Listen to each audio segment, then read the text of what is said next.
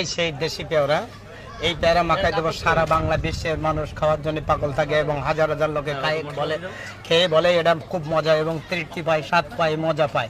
হাজার হাজার লোক খাওয়ার পরে বলবে, একজন বলবে ভালো লাগে না, তার টাকা দেওয়া লাগবে না। এই পরিষ্কার করে দিলাম, দেন বাবা একটু বিস্কুট দেন।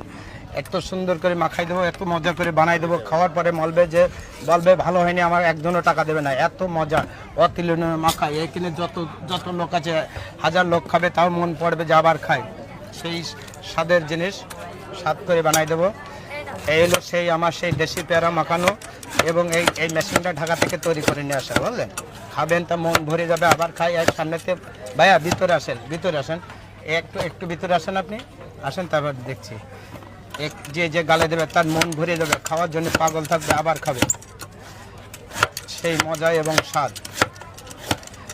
কাকা ঝাল কম দিয়ে দিয়েন, ঝাল বেশি খাই না। যে খাবে অমৃত ভাবে মাখাই দেবো। এটা কি দিচ্ছেন কাকা? এটা হলো বিশ্বের উদ্দে মশলা, সেই বিখ্যাত নাম করা মশলা। সারা বিশ্বের লোকে খায় এবং মজা পায়। একজন হাজার লোকের ভিতরে বলবে একজন ভালো হয়নি, টাকা দেবেন না। আপনি ভিতরে আসেন প্লিজ, আসেন।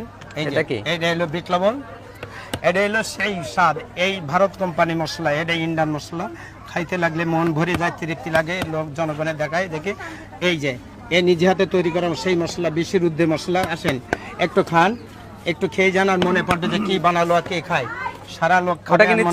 এটা হলো সেই স্বাদের নিজের মশলা, সিক্রেট মশলা। এই যে সিক্রেট মশলা বা গোপন মশলা, এক ফোঁটা খালি আপনার কলিজা ভরে যাবে, খাওয়ার জন্য পাগল থাকবে। দিতে ফিরাই দিন, খাওয়ার জন্য এত মজা, এত স্বাদ।